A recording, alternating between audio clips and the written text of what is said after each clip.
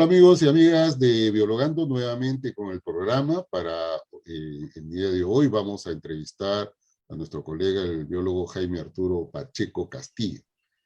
Él ha estudiado en la Universidad Mayor de San Marcos, en la Facultad de Ciencias Biológicas, tiene una experiencia en el diseño y desarrollo de evaluaciones de mamíferos grandes y pequeños en el marco de lo que son los instrumentos de gestión ambiental.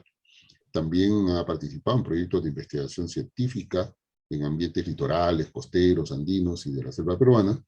Y por supuesto está desarrollando el monitoreo acústico con mamíferos, con énfasis en los murciélagos, que justamente es el tema que lo ha traído aquí a este programa para podernos conversar un poco sobre los murciélagos. Bienvenido, Jaime, a nuestro programa. Gracias, Sandro. Gracias por la presentación. Un gusto estar acá.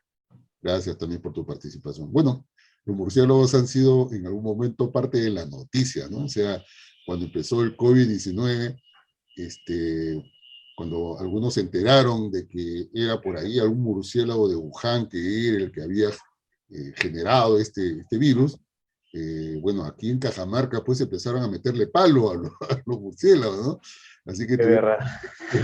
tuvimos que salir varios a desmentir esa situación y un poco hacer algo de docencia sobre realmente los murciélagos, ¿no? Porque todo el mundo cree que los murciélagos son hematófagos y no sabían que la gran mayoría son fitófagos, frugívoros, es decir, se alimentan del néctar de las plantas, o sea, en realidad creo que el 99%, y creo que en el Perú habrán pues 2 murciélagos, ¿no? que toman sangre. Pero bueno, felizmente que eso pasó, la gente se calmó. Pero entonces, a ver, cuéntanos, porque tú, entiendo, estás trabajando en Lima con murciélagos.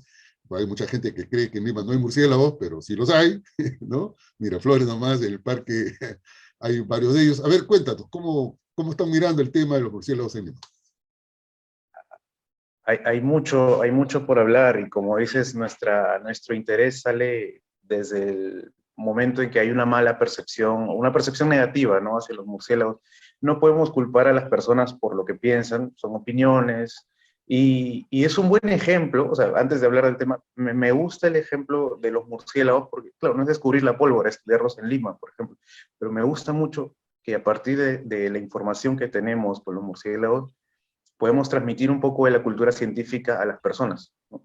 ¿En qué sentido? En que podemos, con información, cambiar un poco la mentalidad y decir, oye, no, los murciélagos no todos son hematófagos. Por ejemplo, las reacciones de las personas aquí en la ciudad de Lima nomás, ¿no? Cuando tú les dices, existen 1.400 especies de murciélagos en el mundo, 192 en Perú, y de esas 192 solo 3 son hematófagos, y de esas 3, una es la culpable de todo esto, del miedo, ¿no? Por los vampiros y eso, se quedan, oye, no sabía eso. Y más allá, si hablamos de las dietas, si hablamos de la reproducción, la ecología, de que están en todos lados, prácticamente se quedan asombrados. Y más allá, si uno habla de la importancia ecológica que ellos tienen en la naturaleza, pues aún más.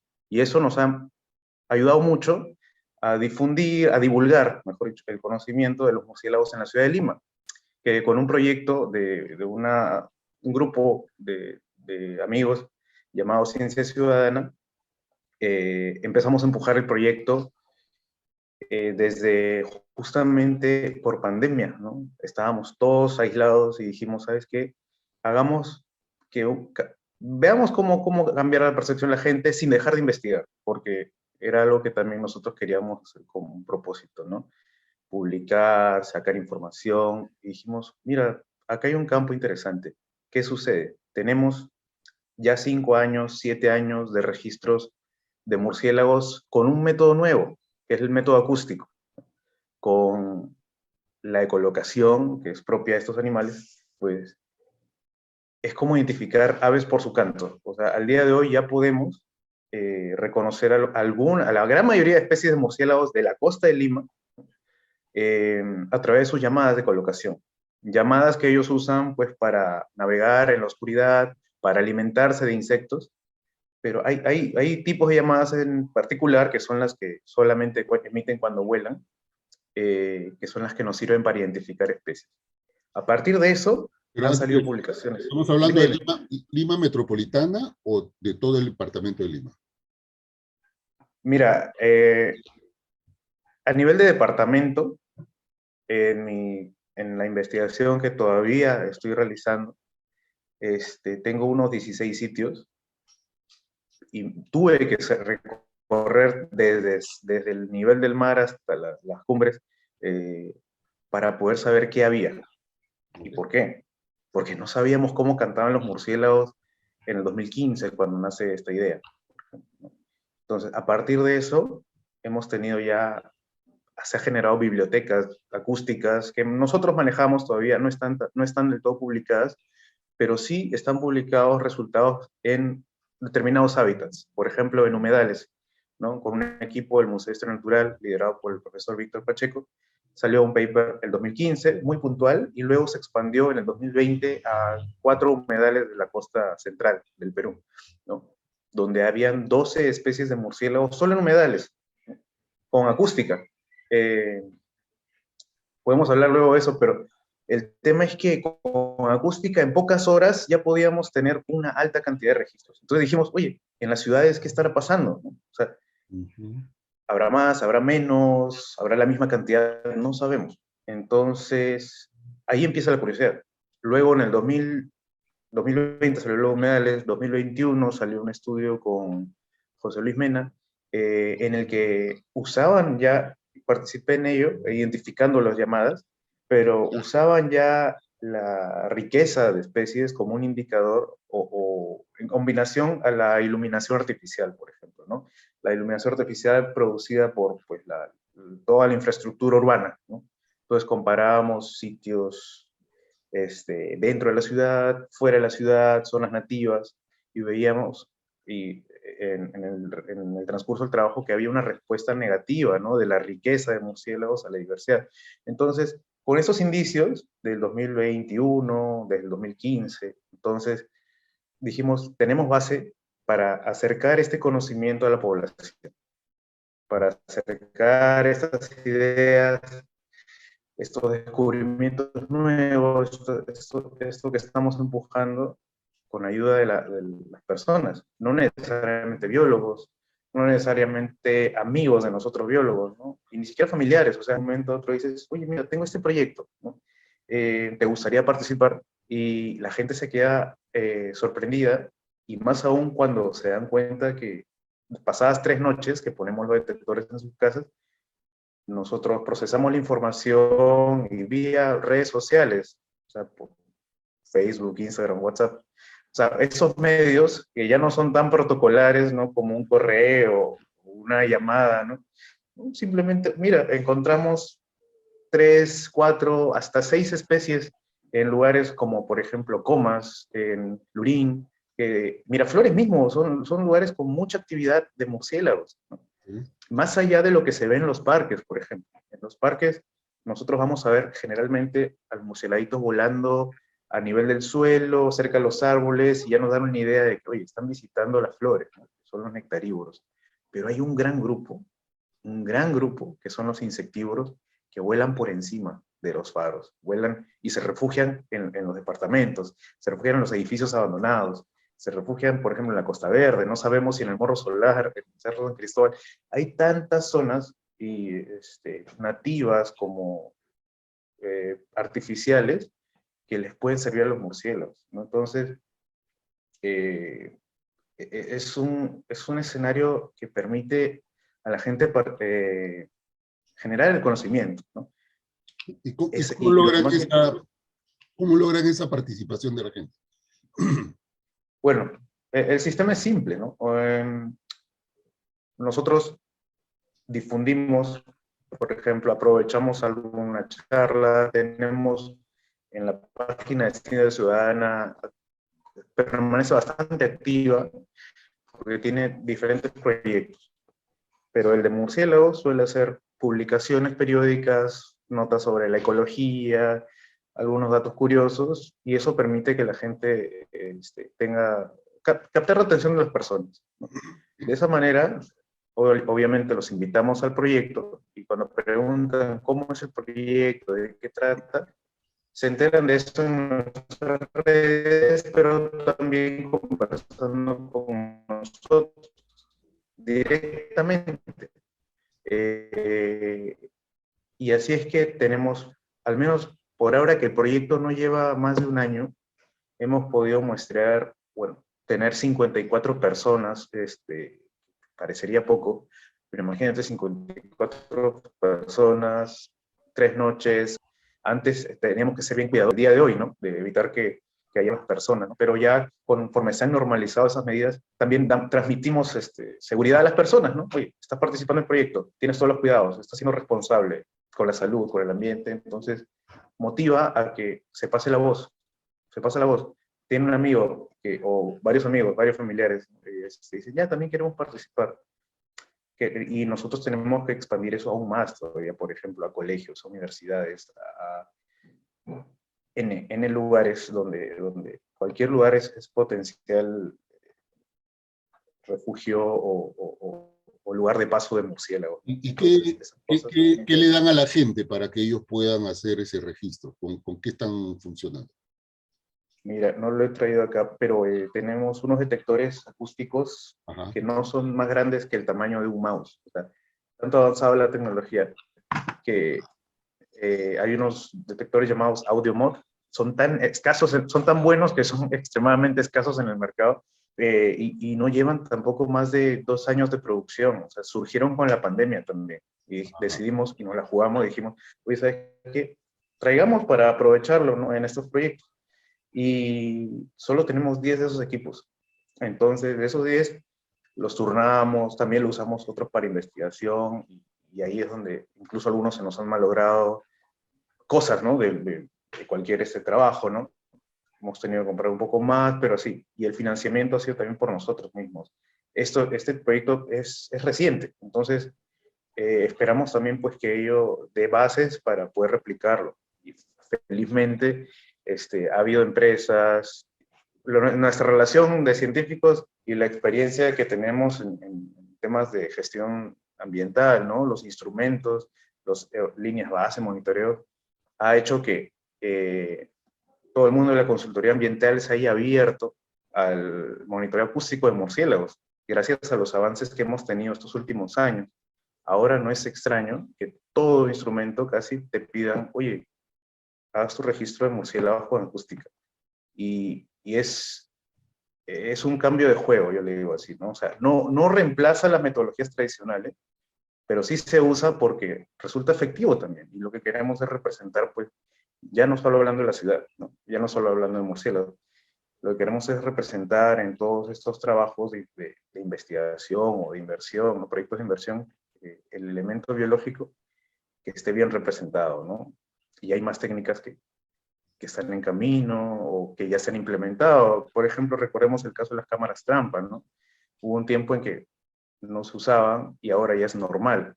Imagino que lo mismo está pasando con la acústica, no se usaba y ahora probablemente acá se normalice, ¿no? Demuestra pues su eficiencia, ¿no? Y lo que, digamos, te da a cambio de otros métodos que se usaban. Ahora, de los murciélagos que ustedes están encontrando, digamos, en Lima, ¿ya todos están identificados, descritos, o hay nuevas especies? ¿Cómo está esa parte, digamos, más taxonómica de los murciélagos? Es curioso, y bueno, gracias por la pregunta, la verdad, porque cuando hablamos de divulgación y todo eso, son temas que no se suelen tocar, pero en un medio como este, pues creo que es necesario. Eh, Hay estudios desde el año 50, más o menos, de la década de 50, con Ortiz de la Puente, un referente para ornitólogos y mastozólogos de Lima, sentó las bases y él dijo, bueno, a través de ensayo y revisión, dijo hay 14 especies y la nomenclatura en ese tiempo era la vigente para ese entorno, pero se fue transformando. Eh, Se identificaban por capturas, ¿no? La tecnología, pues, era lo que había en ese tiempo, ¿no? Es más, en el 50 recién creo que la ecolocación de murciélagos se descubre con Donald Griffin, un poco antes, 46, por ahí. Entonces, han pasado muchas décadas. Salió otro estudio de Williams, con Mena también, en la agraria, donde encontraron 4 especies, ¿no? En la agraria, y unas 2 más por ahí integrado. 2015 salen los nuevos estudios de murciélagos en Lima, en humedales, y ves cómo la nomenclatura ya tiene, por ejemplo, o sea, se usa siempre las claves de identificación, pero, o sea, el grupo de murciélagos es un grupo, en un lugar tan como la costa de Lima, son bien diferenciables, morfológicamente. Y acústicamente fue un desafío al inicio porque no sabíamos, ¿no? Es más, la bioacústica de murciélagos en otras partes del mundo, en países vecinos, ha avanzado también a la par. En 2015 no se sabían las cosas que al día de hoy, ¿no?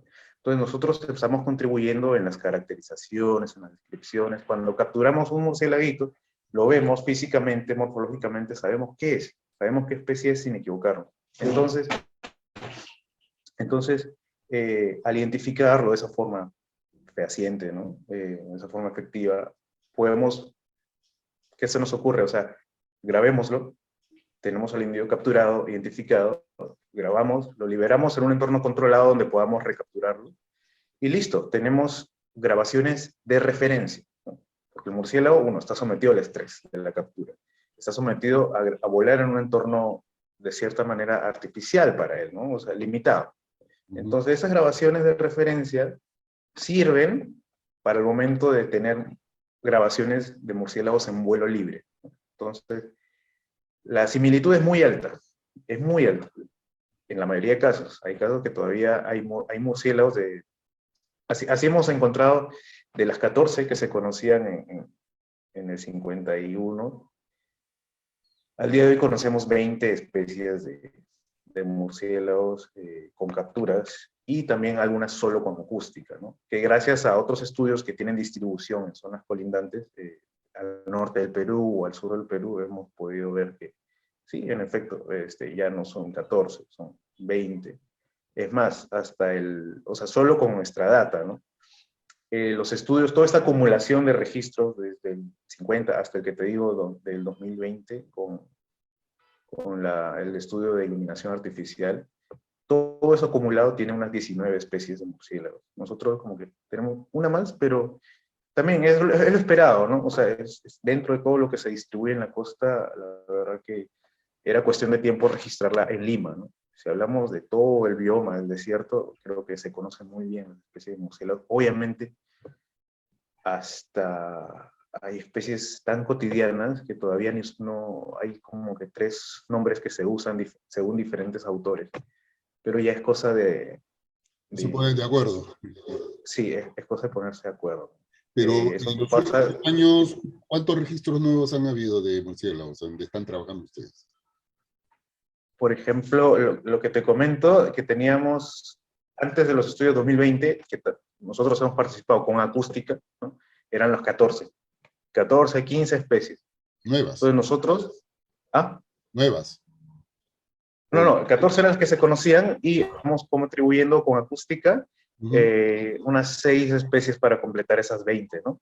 ujú, ya. Especies que justamente son raras de capturar, especies que sus refugios son muy difíciles de encontrar. Eh, y ahí ves la importancia de métodos como la acústica para complementar o nutrir los inventarios, ¿no? Imagínate usar eso en zonas protegidas, en zonas donde se realizan, ¿no?, herramientas de conservación. Entonces, eso nutriría también los inventarios en estos lugares, incluiría más especies, pero claro, nosotros tenemos que generar evidencia en lugares cercanos, ¿no? Como es la ciudad. De acuerdo, entonces digamos que el aporte de su proyecto está por el lado de esta metodología que usa la acústica, ¿cierto?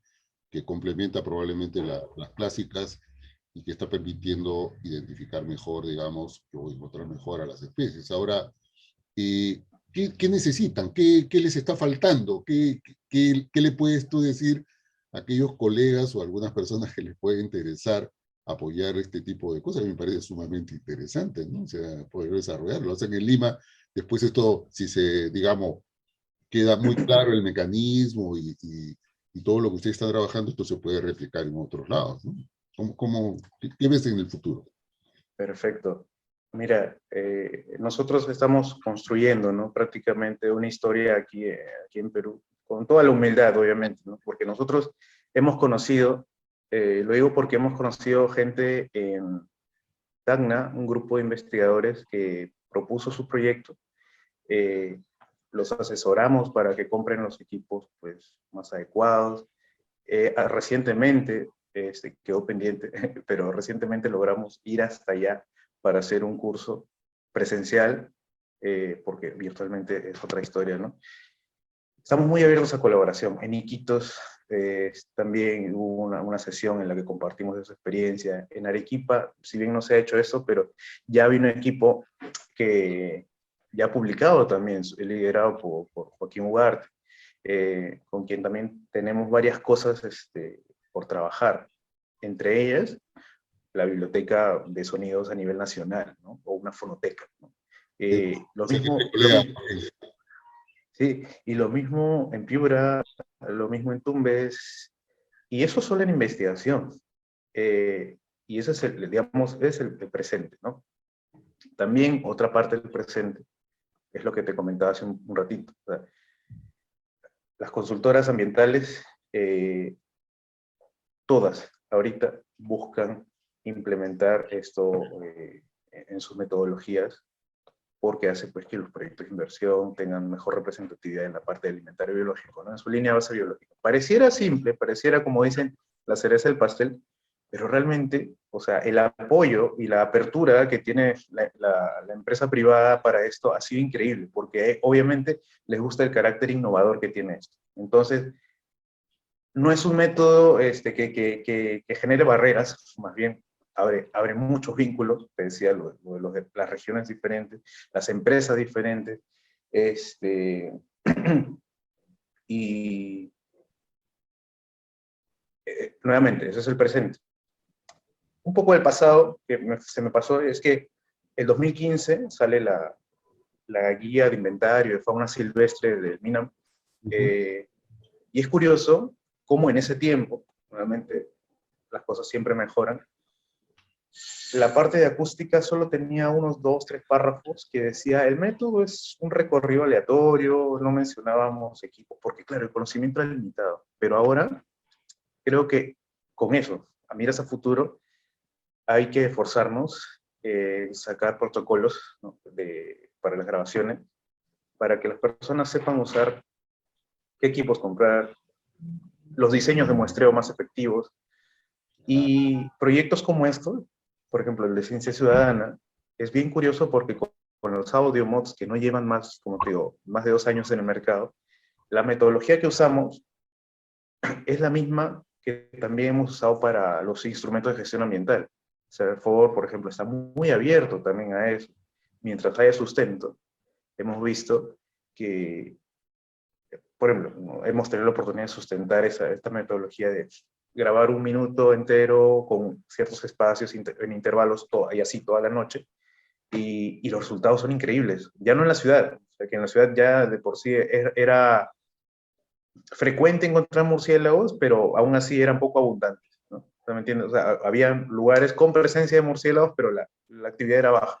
Pero tú llevas esto a los valles, a las minas, a los bosques, y los resultados son hasta inesperados, ¿no? En cuanto a diversidad, hay murciélagos sobre los 4.500 metros del mar, o sea, y eso permite cambiar un poco, ¿no? La percepción sobre ellos. Y Ahora, así, más cosas. Joaquín, hace 1 año o 2 años le entrevisté, justo con él trabajamos el tema de murciélagos. Y él me comentaba una experiencia que mostró la importancia de los murciélagos. Y él contaba, no recuerdo el lugar, pero contaba de una experiencia en Argentina, en un pueblo en donde, digamos, había una gran cantidad de murciélagos debajo de un puente, ¿no? Y, y bueno, la gente, por todas esas cosas extrañas que tiene la gente, a los murciélagos le tenían miedo, etcétera, y dispusieron cerrar ese lugar donde los murciélagos andaban para que se vayan a otro lado. Cuando sucedió eso, inmediatamente la gente se empezó a dar cuenta que aparecía un conjunto de insectos, ¿no? Insectos que estos murciélagos se comían. Al no estar los insectos, los insectos, los murciélagos, los insectos se desarrollaron y empezaron a generar un problema de sanidad pública, lo cual los llevó a la necesidad nuevamente de reintroducir a los murciélagos. Entonces, esto un poco para decir que la gente tiene que entender que el murciélago no solamente es un animalito que está volando por la noche y que, digamos, por las películas algunos les han agarrado miedo, sino que tiene una importancia estratégica. ¿Cuál sería esa importancia? Cuéntanos. Mira, de esas 1.400 especies de murciélagos, la gran mayoría, y es una característica primitiva, ¿no?, de ellos, es alimentarse de insectos.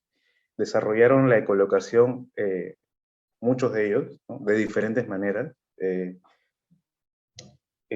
para alimentarse de los insectos que salían de noche y los cuales las aves no podían alimentarse, ¿no? O sea, y esto a la larga, si lo llevamos, ¿no?, a si cumple acaso un rol, ¿no?, en una función o brinda un servicio, perdón, las personas, a la civilización, pues el problema de los mosquitos, los zancudos, estas plagas, sería aún mayor, ¿no?, si es que no tuviéramos a los murciélagos insectívoros alimentándose todos los días de un volumen que en nuestra región, o sea, siempre vas a escuchar a alguien que te dice, no, sí, se alimentan de 1.000 mosquitos por día, por noche, pero eso es en una zona templada, ¿no?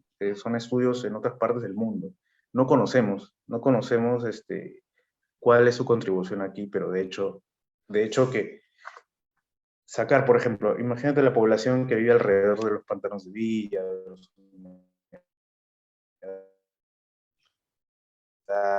Hasta son dispersores de semillas, ¿no? en los valles de Chosica, ¿no?, al pie de las lomas.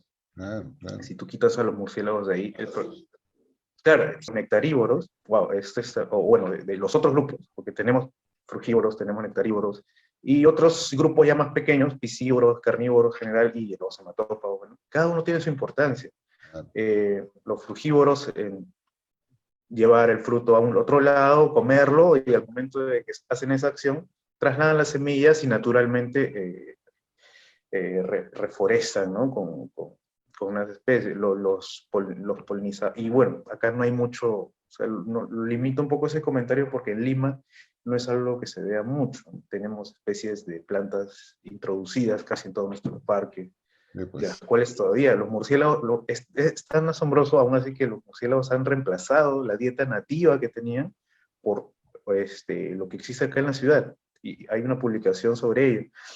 Y los nectarívoros, creo yo, también tienen un rol muy importante, poco estudiado aquí en Lima, pero también parte por el ejemplo de que participan mucho en la polinización, ¿no? Entre ir de flor en flor para abastecerse y alimentarse toda la noche, pues es muy bonito cuando del bosque, de la Amazonía, que es todas esas fotos hermosas que salen, tú vas a un desierto, a las lomas, y encuentras que eso ocurre en los cactus, por ejemplo, ¿no? Hay cactus, no recuerdo qué especies, porque la nomenclatura también andaba cambiando últimamente, pero colaboré en un proyecto en el que trataban de ver de los cactus columnares en Lomas de la Chay, ver la contribución de la visita, ¿no?, de los murciélagos en la producción de fruto comparada pues con picaflores, comparada con controles así totalmente abiertas las flores, cerradas las flores, para ver, oye, y la contribución de los murciélagos, y espero ese estudio salga pronto, era impresionante. Prácticamente cada visita de un murciélago, ese no era cualquiera, era el murciélago de la platalina genovense, un murciélago longirostro peruano, un emblema para la costa. De verdad que cada visita era prácticamente determinante, ¿no? Hasta ponían cámaras trampa ahí, y tú decías, oye, esto escapa de los libros, porque habrá unos cuantos estudios, ¿no? Pero ojo, este cactus brinda alimento para todos. O sea, la comida en el desierto es escasa, ¿no? Entonces tú veías que a esa flor que visitaba el murciélago también venían los picaflores, también venían los insectos, hasta los ratones nativos o plagas también, se subían a las flores para comerlas, arrancarlas y aprovechar algo. Entonces, también hay una competencia silenciosa que hasta podría, quién sabe, pues, poner en amenaza esa relación, porque al final, o sea, ratones, hasta lagartijas, subiéndose las flores, ¿quién poliniza más? Ese estudio determinaba a los murciélagos. Y si tú, bueno, si ocurre en la naturaleza que esa relación murciélago-cactus se rompe, simplemente desaparecería la diversidad de los desiertos, ¿no? Donde ocurre esos cactus, porque hay otros alimentos, obviamente, pero sería un punto de quiebre que hay que revelar, ¿no? Ejemplos, nada más. Muy bien, Jaime. Bueno, la verdad que te felicito. A ti y a todos los colegas junto contigo que están trabajando en esta experiencia. A mí me parece una experiencia bien importante. Están ustedes haciendo un aporte que siempre, lamentablemente en nuestro país, es basado en el esfuerzo y hay veces en las peores condiciones que uno tiene que hacer. O sea, esa es la vida, la historia de los biólogos en el Perú. Pero somos pues emprendedores, somos punches, ¿no? Así cuando somos jóvenes como tú, Pues sí. le damos nomás, le damos. Y bueno, y tienen sus resultados. Así que yo te felicito a ti, a todos los chicos y chicas que están trabajando contigo, a las personas y a las empresas que te están apoyando. Yo creo que están haciendo un aporte importantísimo. Así que te felicito eso. Más bien creo que hay que seguir difundiendo el trabajo que ustedes hacen. Yo próximamente te voy a buscar porque yo trabajo con reservas comunales y estamos ahorita, justo vamos a hacer un convenio con una universidad para desarrollar todo el tema de biodiversidad. Estamos abriendo un programa de biodiversidad para reservas comunales. Y ahí hay harto para investigar, harto. Y el gran tema y el gran gorro que los biólogos tenemos que tomar en cuenta hoy es el cambio climático, que ya está generando adaptaciones, ¿no?, en los ecosistemas, ¿no? Y algunos se van a adaptar, otros no lo van a hacer, y entonces ese es un contexto que nos está poniendo, y seguramente va a afectar a los murciélagos. Entonces, acá hay mucho que investigar, y qué bueno que hay metodologías como las tuyas que están implementando que nos permite acelerar esas investigaciones y tener conocimiento de lo que tenemos, por lo menos para saber que existía, y mejor si las podemos conservar, ¿no? Así que mis felicitaciones. No sé si unas palabras finales de tu parte. Por ejemplo, algo que se me ha pasado de decir y que creo yo también es oportuno para cerrar las cosas. Quiero que todo el mundo tenga en cuenta esto, o sea, desde que las personas, los primeros humanos, hasta los ancestros de los humanos, vivían en cavernas, habían murciélagos dentro de esas cavernas. En nuestras ciudades, al día de hoy, pensamos que no existen murciélagos en nuestro entorno. Y ese desconocimiento no es malo, no es malo. Cuando aprendemos, y a partir de ejemplos como estos, ¿no?, que convivimos toda nuestra vida, toda la civilización, y hasta de cierta forma hay cosas que dependen de ciertos organismos, es donde nosotros valoramos la biodiversidad, ¿no? Los murciélagos, en este caso, nosotros hay que aprender a convivir con ellos. Y convivir no significa, está bien, que vuelen a mi alrededor, que no significa tanto eso. Guardamos la distancia porque obviamente es más seguro así, sin interacciones, sin la interacción de estar exponiéndose innecesariamente a un riesgo biológico, ¿no? Porque obviamente todo animal tiene esas cosas. Convivir significa respetar ese espacio y respetar la función que desarrolla estos animales, ¿no? Y si respetamos eso, si valoramos eso, a nivel de la ciudad, país, yo creo que podríamos alcanzar, como se dice, una cultura incluso un poco más, bueno, más cuidadosa con el medio ambiente en general, ¿no? Entonces, es muy importante, no estamos descubriendo la pólvora, pero sí estamos ayudando a que seamos una mejor sociedad. Y listo, es eso. Perfecto, muy bien, Jaime. Estamos de acuerdo, así nos sumamos. Listo, entonces, amigos, amigas, esto ha sido Biologando, nos ha acompañado nuestro amigo Jaime, con su trabajo excelente en murciélagos, y así como estas historias, nos vemos en el siguiente programa. Así que muchas gracias Jaime, nos estamos... Gracias. Hasta pronto. Cuídense.